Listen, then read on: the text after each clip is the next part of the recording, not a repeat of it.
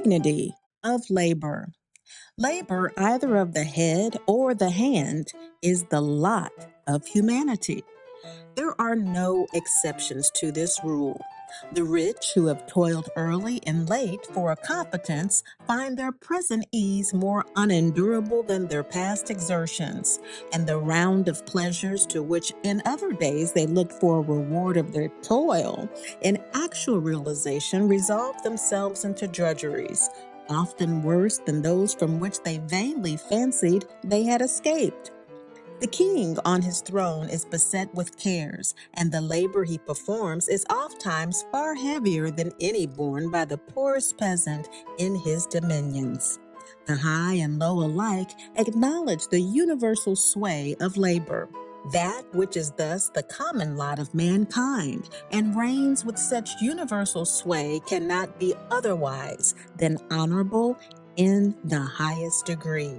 Labor may be a burden and a chastisement, but it is also an honor and a glory. Without it, nothing can be accomplished. All that to man is great and precious is acquired only through labor. Without it, civilization would relapse into barbarism.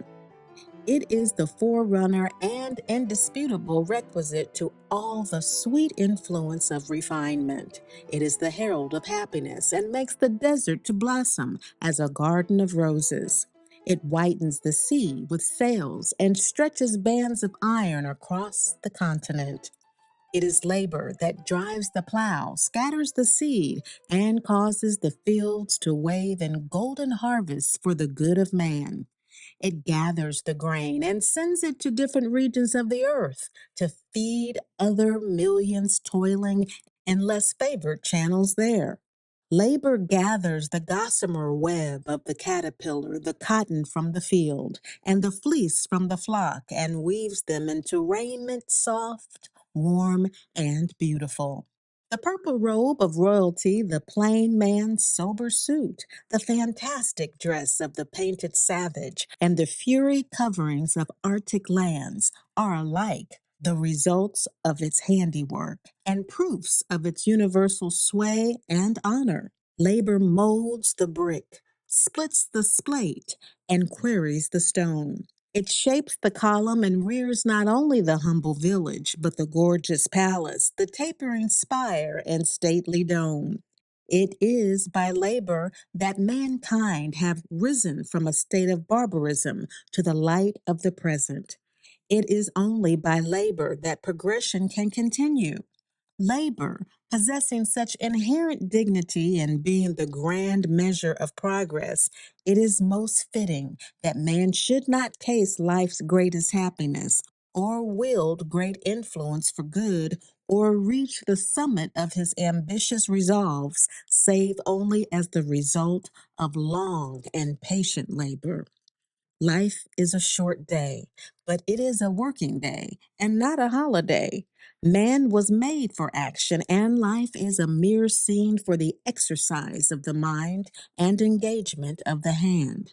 A scene where the most important occupations are, in one sense, but species of amusement, and where so long as we take pleasure in the pursuit of an object, it matters but little that we secure it not, or that it fades when acquired. Life to some is drudgery, to some pain, to some art, to others pleasure, but to all work. Let none feel a sense of sore disappointment that life to them becomes routine. It is a necessary consequence of our natures that our work and our amusements, our business and our pleasures should tend to become routine. The same wants, the same demands, and similar duties meet us on the threshold of every day.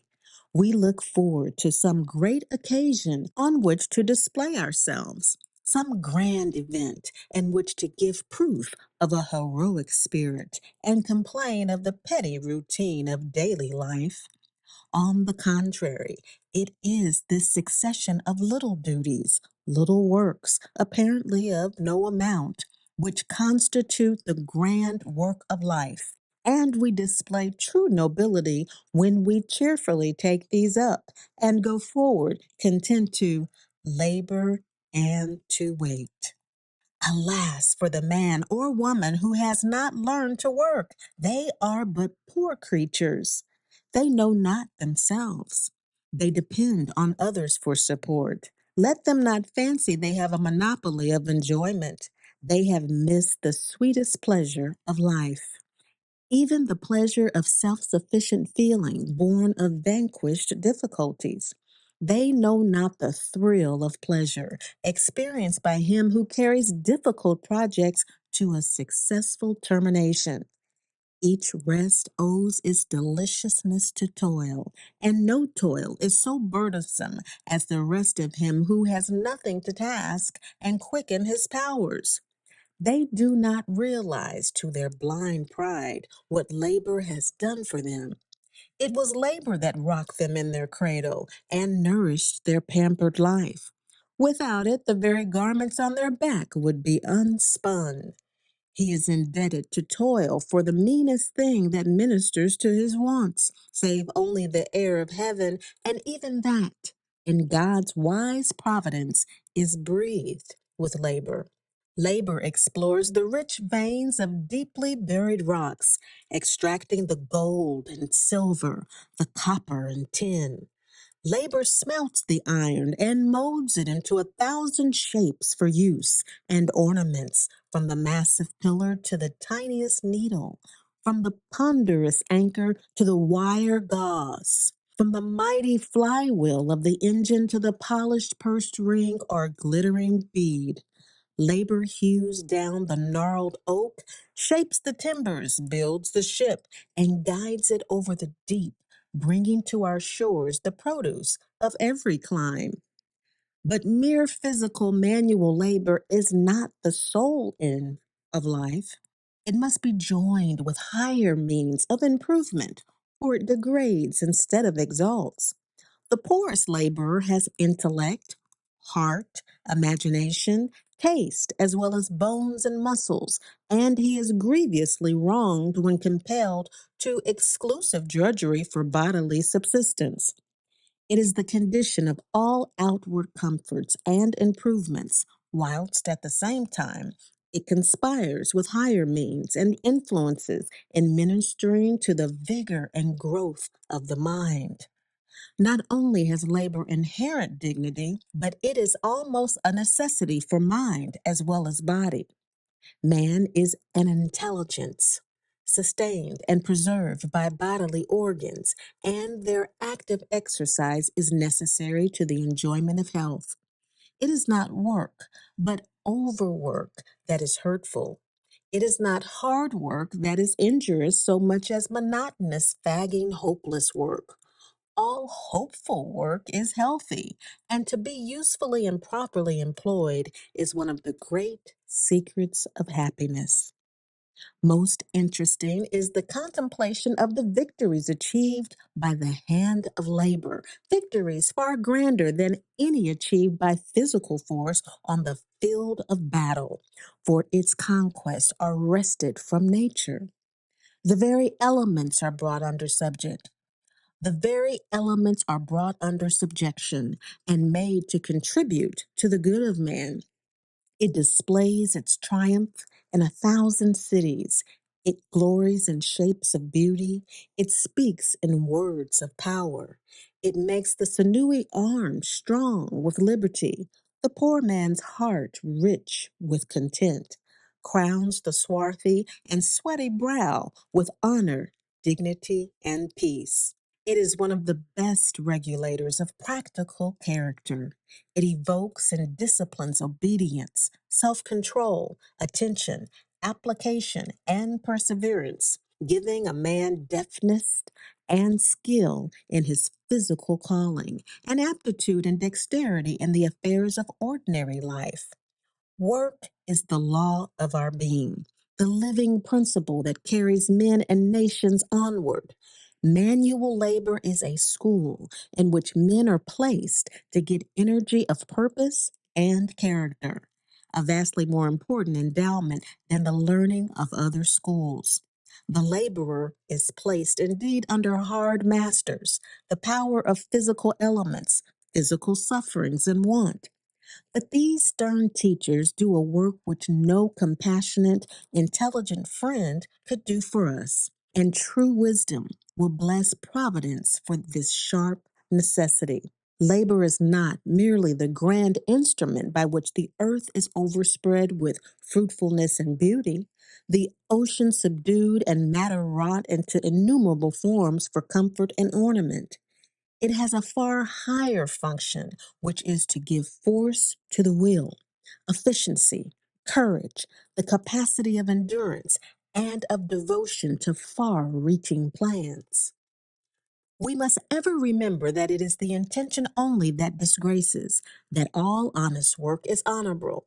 And if your occupation be not so high sounding as you would like, still it is better to work faithfully at this until opportunity opens the door to something higher. Because you do not find just what suits you, to refuse to labor at all, to play the drone, is to act unworthy of yourself and your destiny. Neither is it beneath you to make yourself useful, regardless of what your position and wealth may be. A gentleman by birth and education, however richly he may be endowed with worldly position, cannot but feel that he is in duty bound to contribute his quota of endeavor towards the general well being in which he shares. He cannot be satisfied with being fed, clad, and maintained by the labor of others without making some suitable return to the society that upholds him. It matters not what a person's natural gifts may be. He cannot expect to attain in any profession to a high degree of success without going through with a vast deal of work, which taken by itself would rightly be called drudgery. That quality in man, which, for want of a better name, we call genius, does not consist in an ability to get along without work, but on the contrary, is generally the faculty of doing an immense amount of work. Young men sometimes think that it is not respectable to be at work and imagine that there is some character of disgrace or degradation belonging to toil. No greater mistake could be made. Instead of being disgraceful to engage in work, it is especially honorable. The most illustrious names in history were hard workers. No one whom posterity delights to honor ever dreamed or idled his way to fame. To be idle and useless is neither an honor nor a privilege. Though persons of small natures may be content merely to consume, men of average endowments, of manly expectations, and of honest purpose will feel such a condition to be incompatible with real honor and true dignity. The noblest man on earth is he who puts his hand cheerfully and proudly to honest labor and goes forth to conquer honor and worth. Labor is mighty and beautiful. The world has long since learned that man cannot be truly man without employment. Would that young men might judge of the dignity of labor by its usefulness rather than by the gloss of its wares. We do not see a man's nobility in dress and toilet adornments, but in the sinewy arm, roughened it may be, by hardy, honest toil, under whose farmer's or mechanic's vest a kingly heart may beat. Exalt thine adopted calling or profession. Look on labor as honorable and dignify the task before thee, whether it be in the study, office, counting room, workshop, or furrowed field. There is equality in all, and the resolute will and pure heart may ennoble either.